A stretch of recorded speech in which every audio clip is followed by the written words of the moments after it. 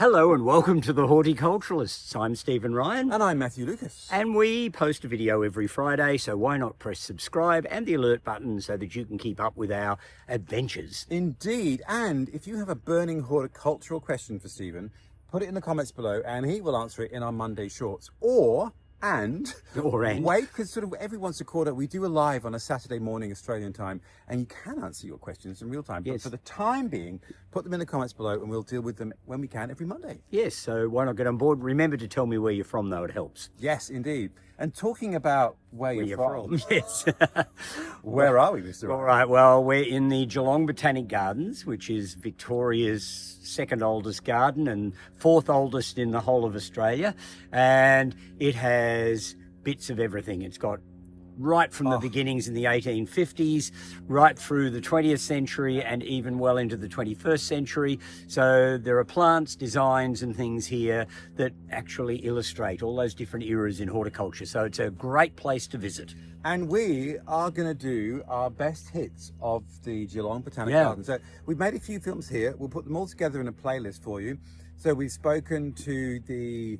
What was Jane's title? Well, she was an inaugural member and also president of the Friends of the Geelong Botanic Gardens for many, many years. And she was also a volunteer guide in the gardens. You know, you name it, Jane did it. So in our previous video about the gardens in general, we spoke to Jane, and we've also looked at the 21st century garden, which is at the front. But today, it's just Steve and I running wild, picking our favourite things, and there are quite a few. Yes, this video could go on for quite some time. It might come with a health warning. You might need snacks. Yes. So let's dive right in. All right, let's do that.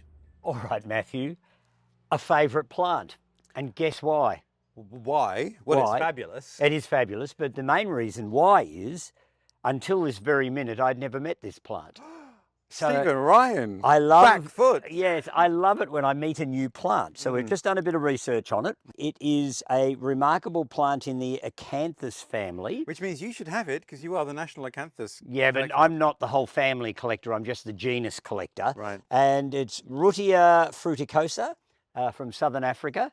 Apparently it's in a genus of some 6 species, and they extend from the Arabian Peninsula down through South Africa, and 1 or 2 of them pop over into Madagascar as well.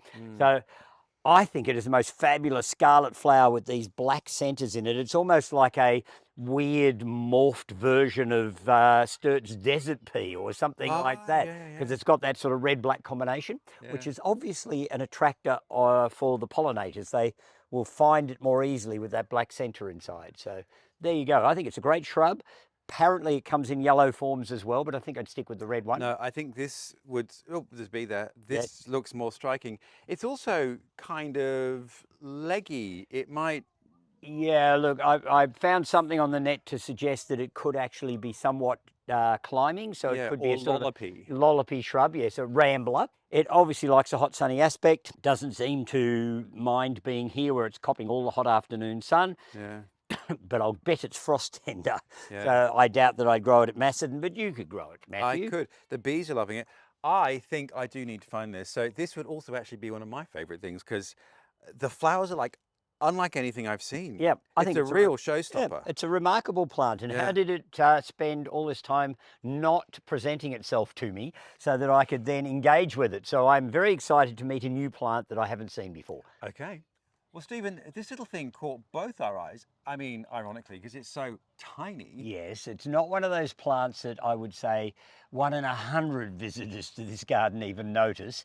But I guess when you become something of a fanatical plant lover, it's often the subtle little things that grab your eye and you think, oh, what's that? I've got to get in and have a close look. And this again is one of the little salvias, namaensis, which by its name would suggest it comes from Namibia. So it's a southern African plant. So tiny little leaves, minute little pinky or little whitey blue flowers, I suppose you'd call it, or pale blue flowers. And until you look at the flowers, you would never guess that it was actually a salvia. No. But that's half of the fun of that genus. There's lots of ones that don't look like salvias. Yeah, and part of the great collection they have here of salvias, it doesn't look like it. And there's, I'm just trying to, what do you think that smells like? It's a bit salvia. Anyway, yeah. Yes, it's got a nice herbally smell like salvias often do. A salvia perhaps only your mother could love, or an obsessive salvia collector. Well, exactly. But it's a curiosity and an interesting thing. I bet Meg's got it in all 3 flower colours, if there are 3 flower colours, but there you go.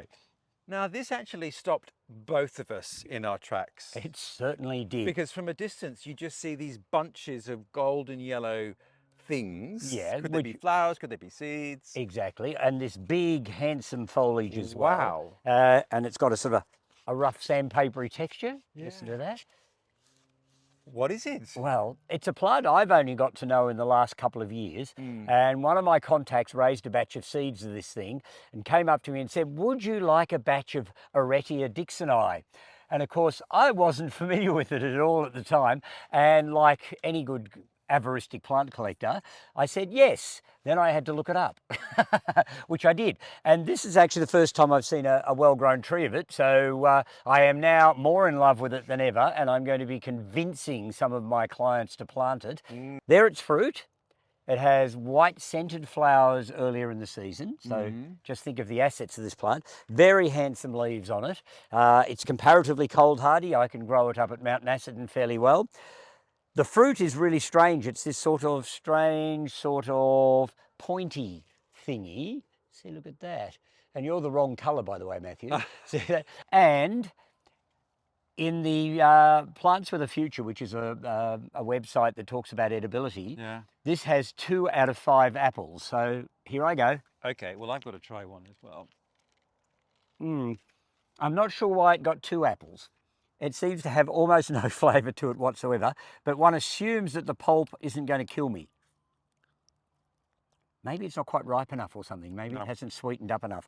But anyhow, I wouldn't have given it 2 apples out of 5. But anyhow, I would say that's not edible. Well, it's not edible, but there's a difference, Matthew, between edibility and palatability. So it can be edible, but not necessarily all that palatable. So let's move on from the edibility of it.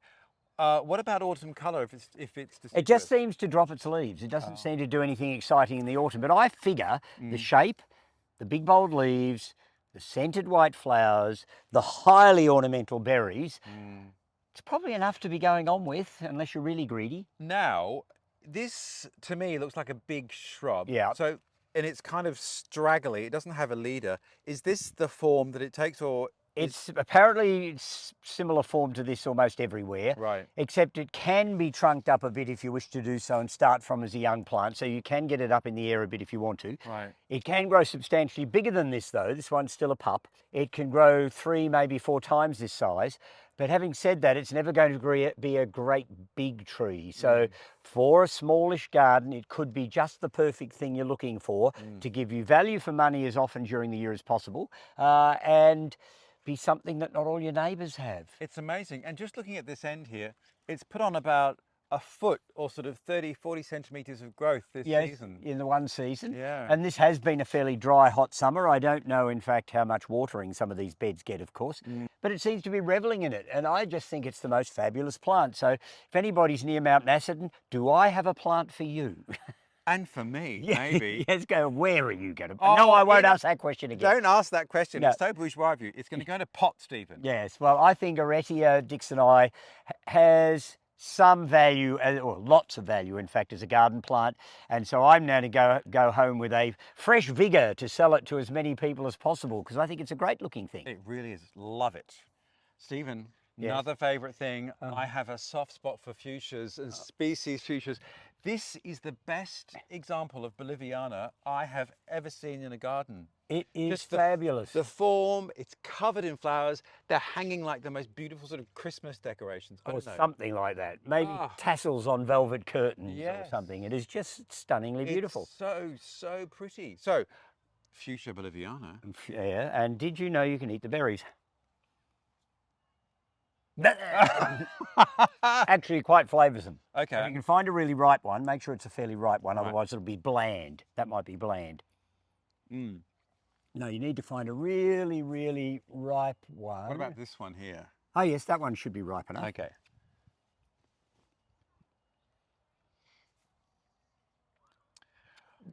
not setting the world on fire. Ah, but if you were hungry in the Bolivian mountains and you came across this particular plant, would you not say, oh, good, there's a meal? Yeah, a bit of yogurt and granola and off you go. Fuchsia for breakfast. Yeah. Well, this is just stunning. And there's a few really quite beautiful fuchsia species dotted around the garden. I guess once again, because this is essentially a frost-free environment, bit of shade, they're loving life here. Yes, I think the Geelong Botanic Gardens has a great collection of species fuchsias. Stunning. Okay, onwards and upwards. Oh, yeah, indeed. Stephen, one of my favourite things, look at this begonia. I love begonias and I love seeing them out in the wild. Yes, that's right. Well, I don't know that the Geelong Botanic Gardens could be called out in the wild, but certainly growing out in a garden bed, and it's one of the larger caney begonias, popenoei, which is Central American, so it seems to be living its best life here in the Geelong Botanic Gardens. Yeah. Beautiful leaves and really good sized flowers too, and it's getting a bit of sun by the looks of it. Yeah, it's getting a little burnt on some of the leaves, but even the seed pods are actually quite handsome. Yeah. So it's got quite a lot going for it, and if I could grow it at my garden, I probably would. And there's a monstera behind it and a dogwood in berry there. So again, one of those moments of intercontinental, interclimate mixing. Yeah, I mean the dogwoods, particularly that one, Cornus capitata, comes from China. So you've got China, you've got Central America, you've got South America, and if you look around, there's Chinese camellias. The whole bed's full of plants from all over. Amazing. Now, Stephen, you have this uncanny ability to find some weird little shriveled stick and go, oh my God, that is the rarest New Caledonian ... Yeah, and in fact I've done it again. And you've done it again. What is this unprepossessing, only a mother could love stick? Well, it's Said with love. Yes, it's a critically endangered species conifer from New Caledonia, Dacrydium guillauminii, and it grows in swamps, and in fact the trunk can even be in water in the wild.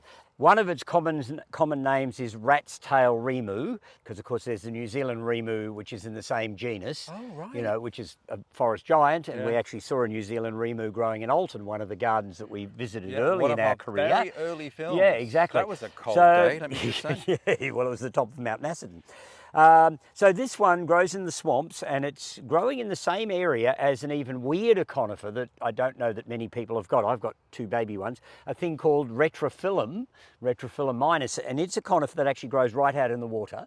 It only grows to about 2.5 to 3 meters tall. It has a trunk that goes like that, and I'm not talking about the foliage, I'm talking about the trunk. So you've only got a 3 meter plant, but the base of the trunk is huge, and it grows out in the swamps, and it looks like some sort of weird bonsai. And they all grow in this one little area in the lakes area of New Caledonia, and the soils are high in minerals, and it's the most inhospitable environment, and yet these things grow really well there. And I think I'm going to have a talk to the Geelong Botanic Gardens and see if I can get some cuttings off this one, because it is so critically endangered and rare. It's small growing, so you could have it in a small garden. And yes, it's not pretty. But anyhow, I was going to say, in a small garden, if that was your thing. Yeah, well, exactly. I mean, look, I'm just excited to see that we actually have one. New Caledonian sticks. Yeah. Oh, all right, laugh as you want. But nonetheless, I reckon if I had this for sale and had it in pots, there are plenty of collectors out there that would come beating a path to my door to buy one. And joking aside, it is important that things like this are propagated and spread throughout the sort of horticultural community. Look, I don't want to say anything about any group of people, but New Caledonia is slowly being mined until there's virtually nothing left, because it's full of nickel and all sorts of important minerals.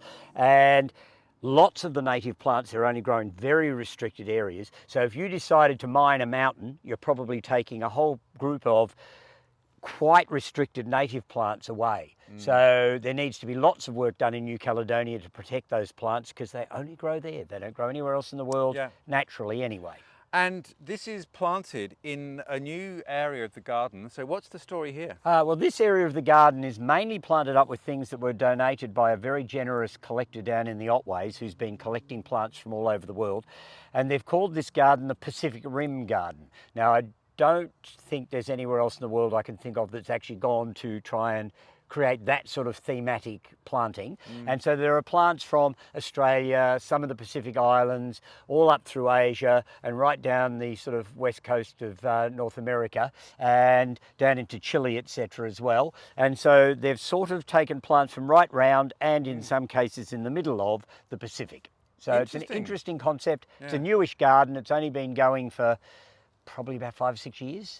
And so it's yet another new innovation at the Geelong Botanic Gardens. So I think it's fascinating. And I like the Dacrydium. I don't care what you say. Well, there's lots of New Caledonian conifers around here. It's and of fabulous. course, we have a video about them because it's one of your many obsessions / passions. Yes, of course. We did a video on the New Caledonian Orcharias, because we have about 3 or 4 species here. There's one in New Guinea, there's 2 in South America, and I think New Caledonia has about 14 different species of Orcharias. It's an amazing thing. Well, there you go.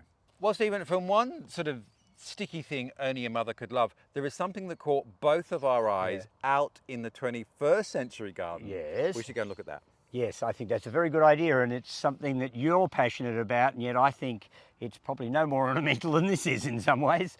Because we've also crossed paths with this in the Melbourne Botanic Gardens. We certainly have. Goodness me. How is that for a plant? I mean, it's just outrageously weird and different. And so healthy. Yes, it's doing really well. It's still holding lots of foliage. When it gets really, really dry, all the leaves will drop off and you end up with a grey-brown trunk covered in rather nasty thorns. And it's Alluaudia procera. And I've seen this growing in the wilds of Madagascar. It grows in what they call the spiny forests in southern Madagascar. I'm hoping to lead a tour in there in 26. If anybody's interested, they might like to get in touch. And you see lemurs, even though they've got soft hands and fingernails because they're primates. Paws. Are they paws? No, they've got hands. They're primates. Okay. They've got hands. And they're soft. They don't have any sort of nasty sort of things. And they will run up the outside of these plants with no fear or whatever of the prickliness of the Alluaudias. They'll eat the nectar and the flowers from the top. And you can see this one has bloomed. Yes, it's had flowers on the top of it. And they're really weird. They're in the family Didyraceae. And the family Didyraceae is completely and utterly restricted to Madagascar. And there's only, I think, 3 or maybe 4 genera within the family, which includes Didyria and a couple of others. And they're all weird spiny forest plants from southern Madagascar. And at one stage they were included in Caryophyllaceae, which was the, believe it or not, the carnation family. No. Yes, but they're now in a family of their own, apparently Didyraceae, which makes logical sense, but they must be distantly related to a carnation somehow. Well, God knows. very distantly. The most amazing thing, so a couple of things. Firstly, I'm really happy to see it outside in Melbourne. Yeah. You often see this as like an indoor plant rarity for cacti and succulent collectors, yes. This is such a happy specimen. The one in the Botanic Gardens, I think, is newer planted in Melbourne. And I have one in a pot, and I just decided, you know what, it's just going to go outside. Now I have full confidence. Yes, well, certainly if you've seen it growing in the wild, as long as it doesn't go somewhere where it's likely to get too wet or frosted, because it won't tolerate any real level of frost, it should be happy. Oh, stunning thing. It is. All right, Matthew, we've stumbled across one of my all-time favourite plants here in the Geelong Botanic Gardens, and that is Acanthus senii from Ethiopia with its fabulous scarlet red flowers. I was going to say I've got a soft spot for it, but in actual fact, your whole body is a soft spot when it comes to that acanthus because it is thorny. It is very thorny, beyond belief. In fact, I sold one to a client who planted it in front of their hedge, and then their hedger said he wasn't coming back unless they got rid of it, because he got bitten by it so often. So I actually got the plant back. Oh. So I gained out of this exercise. But anyhow, yes, you do need to plant it carefully. And when the leaves drop to the ground, they become hard and prickly and even worse. So you send the undergardener in to weed under Acanthus senii, I have to say. I must say too, I have one in a pot and it's blooming and happy. So also, I mean, it's a shrub, but it can live quite happily in a pot. Oh, it can indeed. Not going to get to quite the scale, but nonetheless, you'll flower it and you'll still have the wonderful prickly leaves. Ironically, it's overlooking the rose garden, Stephen. It is, yes. Which is one of your least favourites. Yeah, yes. I am actually ignoring the fact that there's a rose garden down there. I'm looking at the acanthus, and of course I should. It's so spectacular. It is stunning. Well, Matthew, that was a wonderful roundup of some of our favourite things here in the Geelong Botanic Gardens. I'm sure I could have extended the list, but nonetheless, we've seen some really remarkable plants. It is stunning. The most beautiful of gardens. It's free entry. We'll put the website link below. So if you're in and around Melbourne, Victoria, do come along. It's about an hour and 15, 20 minutes from Melbourne to drive around the bay to Geelong, the second city of Victoria. The most beautiful botanic garden. And you found things that you've never seen before. Yes, which is always exciting for me. I mean, I haven't seen many things, but so many things to love and fall in love with here. So, well, we'll have to come back. Well, undoubtedly, as patron of the Friends group, I will be. Oh, yes, I forgot that. Oh, Yes. tricky. A fabulous day here at the Geelong Botanic Gardens. Stephen, where, what and how could we be doing anything next week? I have got no idea, but I am somewhat befuddled by the beauty, and interest we've seen here today. And I'm sure wherever we are next week, it'll be a lot of fun, but I'll come back here again, I know. We will indeed. Now, if you want to know what we're doing next week, do hit subscribe because we post every week on a Friday. And don't forget our Monday shorts. So if you've got a question you'd like to ask me, put it in the comments below. Tell me where you're from and we'll get round to answering it on a Monday. We will, but until then, we look forward to seeing you next week. Bye all.